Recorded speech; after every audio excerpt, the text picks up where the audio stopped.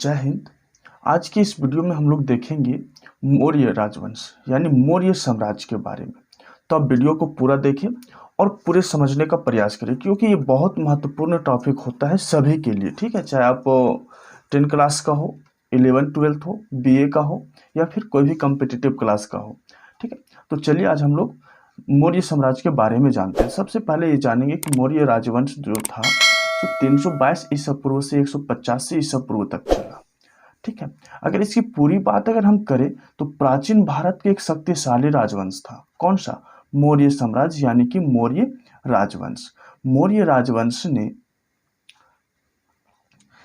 137 वर्ष भारत में राज्य किया।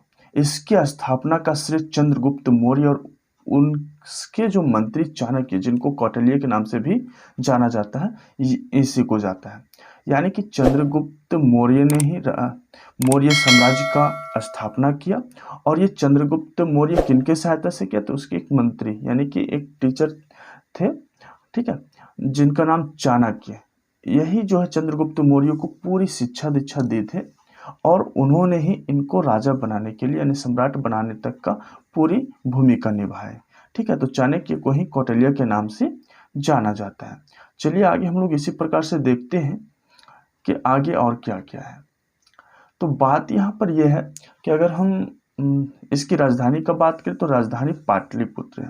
यानी वर्तमान में अभी क्या है? बिहार। पाटलिपुत्र को अभी क्या बोलते हैं? बिहार। ये पटना, सॉरी, पाटलिपुत्र जो है अभी पटना। यानी कि इसमें से ये क्वेश्चन बनता है कि पटना का पुराना नाम क्या है, प्राचीन नाम क्या है?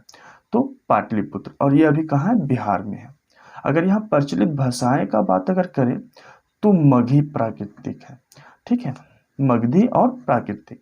और अगर धर्म का बात करें तो बौद्ध धर्म, जैन धर्म, आजीविक और हिंदू धर्म। यहाँ पर बात किया जाए कि चंद्रगुप्त मौर्य जो थे 50 वर्ष होने के बाद अपने आप को शरीर त्याग दिए थे उपवास रख करके, वो जैन धर्म के लिए। ठीक है, जैन धर्म के अनुयायी के लिए। चलिए धीरे से ही आगे बढ़ते हैं और बात करते हैं इसकी सरकार की बात। तो सरकार चाणक्य के अर्थशास्त्र और राजमंडल में वर्णित है इसकी राजतंत्र यानी कि मौर्य साम्राज्य के बारे में। अब यहाँ पर हम लोग देखेंगे कि इसके सम्राट कौन कौन से और किस प्रकार से रहे थे। तो यहाँ पर 322 ईसा पूर्व से 298 ईसा पूर्व तक चंद्रगुप्त मौर्य के द्वारा शासक रहा, यहाँ सम्राट बना। उनके पुत्र बिंदुसार 298 से 272 ईसा पूर्व तक। ठीक है, उसके बाद अशोक, इसी को अशोका के नाम से भी जानते हैं, 268 से 232 ईसा पूर्व तक इनका सम्राट रहा और ये शासन किए। और साथ ही साथ 232 से 224 ईसा पूर्व तक दशरथ का शासनकाल रहा।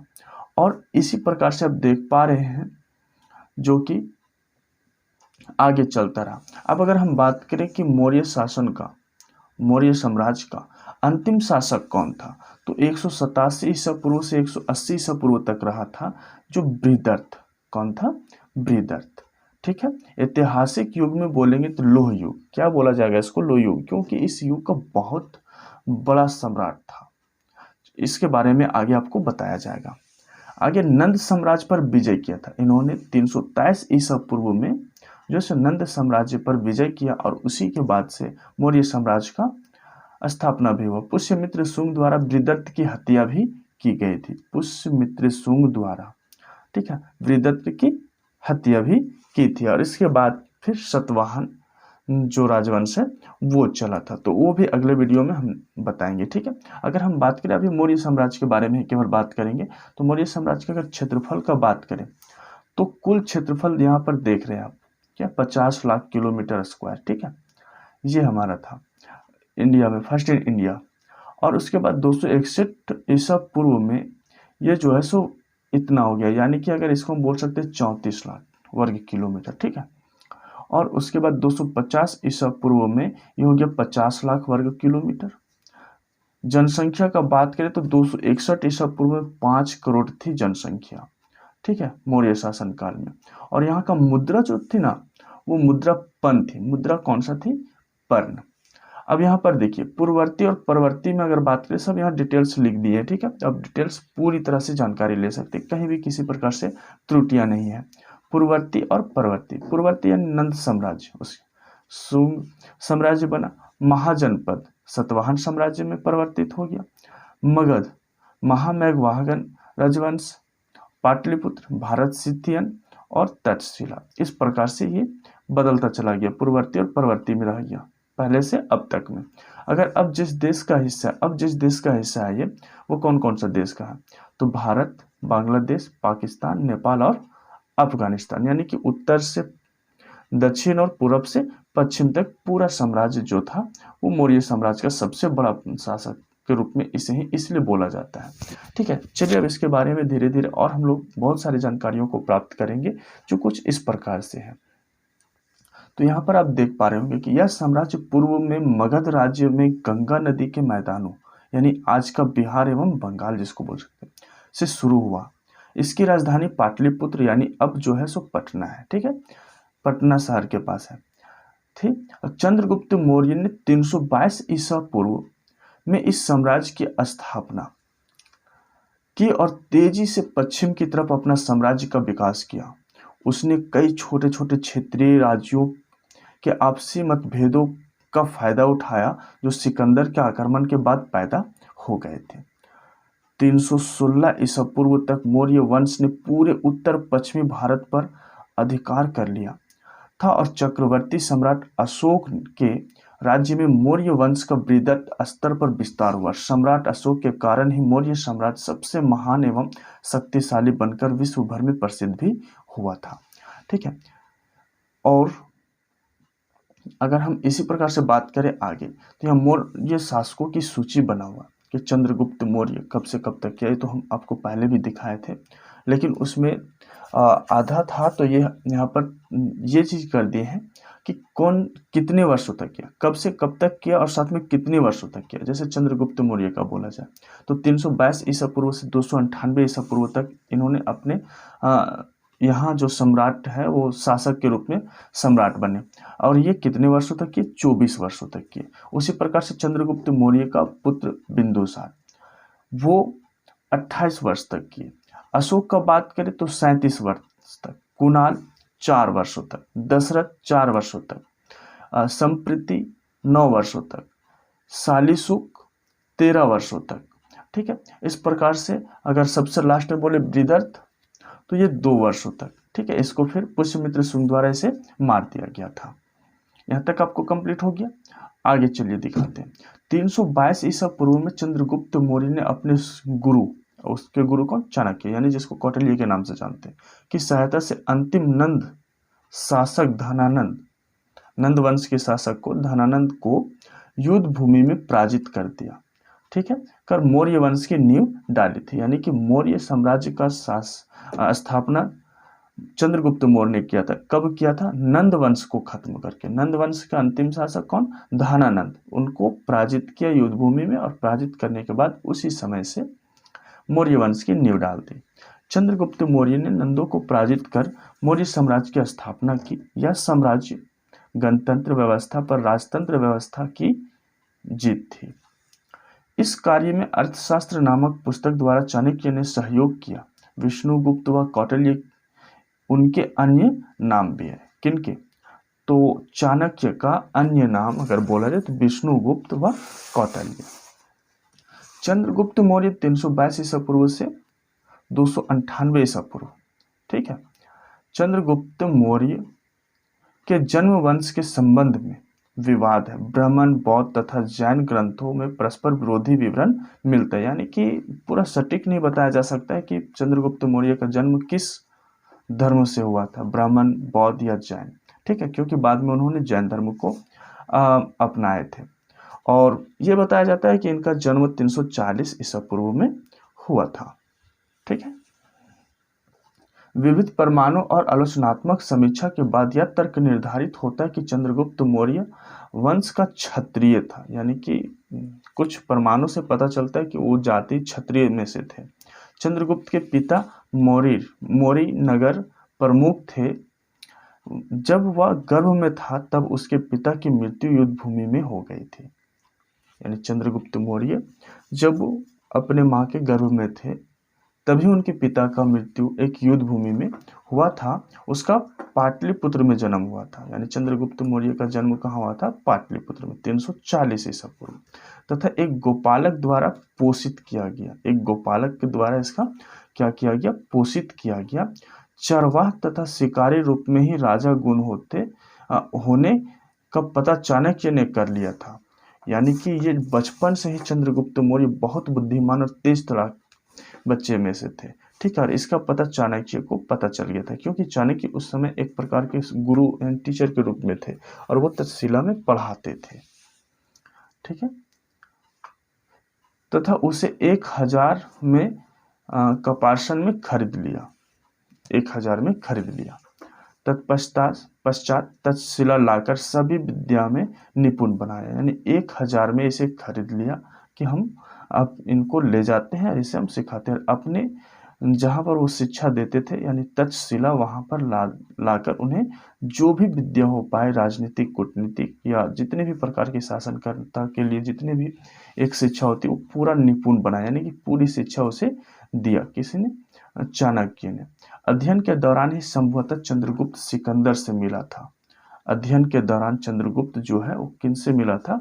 सिकंदर से। और 327 ईसा पूर्व में सिकंदर की मृत्यु हो गई तथा उत्तरी सिंधु घाटी में प्रमुख यूनानी क्षत्रप फिलिप द्वितीय की हत्या हो गई थी। इसके बाद जिस समय चंद्रगुप्त राजा बना था, भारत की राजनीतिक स्थिति बहुत खराब थी। जिस समय चंद्रगुप्त जो है ना राजा बने थे, उस समय भारत की स्थिति क्या थी? बहुत खराब थी। उसने सबसे पहले एक सेना तैयार की और सिकंदर के विरुद्ध युद्ध प्रारंभ किया। ठीक है, उसके बाद 327 ईसा पूर्व तक उसने संपूर्ण सिंध और पंजाब प्रदेशों पर अधिकार कर लिया। अब चंद्रगुप्त मौर्य सिंध तथा पंजाब का एक छत्र शासक हो गया। पंजाब और सिंध विजय के बाद चंद्रगुप्त तथा चाणक्य ने धनानंद का नाश करने हेतु मगध पर आक्रमण भी कर दिया, क्योंकि मगध के बाद मगध साम्राज्य के बाद मौर्य साम्राज्य की स्थापना हुई थी। ठीक है, युद्ध में धनानंद क्या हुआ? मारा गया। अब चंद्रगुप्त भारत के एक विशाल साम्राज्य मगध का शासक भी बन गया। सिकंदर की मृत्यु के बाद सेल्यूकस उसका उत्तराधिकारी बना। वह सिकंदर द्वारा जीता वह भूभाग प्राप्त करने के लिए उत्सुक था। सिकंदर की मृत्यु के बाद सेल्यूकस उत्तराधिकारी बना और सिकंदर द्वारा जीते हुए भागों को क्या किया? फिर से जीतने को उत्सुक था। इस उद्देश्य से 305 ईसा पूर्व उसने भारत पर पुनः चढ़ाई की। कौन? तो सिकंदर का जो उत्तराधिकारी था सेल्यूकस। ठीक है, चंद्रगुप्त ने पश्चिमोत्तर भारत में यूनानी शासक सेल्यूकस निकेटर को पराजित कर दिया, यानी कि उसको भी युद्ध में हरा दिया। पराजित कर एरिया यानी हेरात, अराकोसिया जिसको कंधार बोलते हैं, जेड्रोसिया मकरान जिसको बोलते हैं, पेरोपेनिसाइड सडाई जिसको काबुल बोलते हैं, के भूभाग को अधिकृत कर विशाल भारतीय साम्राज्य की स्थापना की। सेल्यूकस ने अपनी पुत्री हेलेना का विवाह चंद्रगुप्त से कर दिया। जब सेल्यूकस हार गया तो संधि किया, इसके पास? चंद्रगुप्त मौर्य के पास, और संधि करके अपनी पुत्री हेलेना, जो कि चंद्रगुप्त की दूसरी पत्नी हुई। ठीक है, हेलेना को विवाह कर दिया चंद्रगुप्त मौर्य से, दूसरी पत्नी बनी। उसने मेगास्थनीज को राजदूत के रूप में चंद्रगुप्त मौर्य के दरबार में भी भेजा था। ठीक है, और यहीं पर आप बात करें तो मेगास्थनीज यानी इंडिका जो नामक पुस्तक है उसकी रचना लेखक कौन है? तो मेगास्थनीज है। वो राजदूत थे। किसके राजदूत थे? तो सेल्यूकस का। ये किसके दरबार में आए थे? तो चंद्रगुप्त मौर्य के दरबार में आए थे राजदूत बन करके। चंद्रगुप्त मौर्य ने पश्चिम भारत में सौराष्ट्र तक प्रदेश जीतकर अपने प्रत्यक्ष शासन के अंतर्गत शामिल किया। गिरनार अभिलेख 150 ईसा पूर्व के अनुसार इस प्रदेश में पुण्यगुप्त वैश्य चंद्रगुप्त मौर्य का राजपाल था।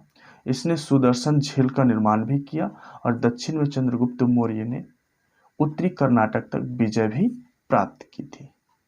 ठीक है, चलिए आगे देखते हैं। चंद्रगुप्त मौर्य के विशाल साम्राज्य में काबुल, हेरात, कंधार, बालूचिस्तान, पंजाब, गंगा यमुना का मैदान, बिहार, बंगाल, गुजरात था तथा विंध्य और कश्मीर के भूभाग सम्मिलित थे, लेकिन चंद्रगुप्त मौर्य ने अपना साम्राज्य उत्तर पश्चिम में ईरान से लेकर पूर्व में बंगाल तथा उत्तर में कश्मीर से लेकर दक्षिण में उत्तरी कर्नाटक तक विस्तृत किया था। यानी कि आप यहाँ पर सोच सकते हैं कि पूरी एरिया को ये घेर लिए थे। और सबसे बड़ा अगर सम्राट के रूप में बोला जाए, विस्तृत सम्राट के रूप में, तो चंद्रगुप्त मौर्य को बोला जा सकता है। अंतिम समय में चंद्रगुप्त मौर्य जैन मुनि भद्रबाहु के साथ श्रवण बेलगोला चला गया था, ठीक है। और 198 ईसा पूर्व में सलेखना उपवास द्वारा चंद्रगुप्त मौर्य ने अपना शरीर त्याग दिया। अब यहाँ पर ध्यान देंगे, सलेखना उपवास क्या होता है। सलेखना उपवास होता है कि बिना खाए पिए उपवास रहना, ठीक है, और भूखमरी होना। भूखमरी तो अगर पूछा जाए चंद्रगुप्त मौर्य की मृत्यु किस कारणवश हुई, तो भूखमरी की वजह से, यानी भूख के कारण, क्योंकि उपवास हो गए थे, जैन धर्म के अनुयायी हो गए थे। कहाँ? श्रवणबेल गोला में। और इस तरह से उनकी जो से शरीर अपना जो है सो त्याग दिए थे। अब उसके बाद चंद्रगुप्त मौर्य के बाद उनका अधिकारी यानी बेटा बिंदुसार, ठीक है, 298 ईसा पूर्व से 273 ईसा पूर्व तक इसका शासक चला। यह चंद्रगुप्त मौर्य का पुत्र व उत्तराधिकारी था, जिसे वायु पुराण में मद्रसार और जैन साहित्य में सिंहसेन कहा गया है। यूनानी लेखक ने इन्हें अभिलोटेटस कहा है।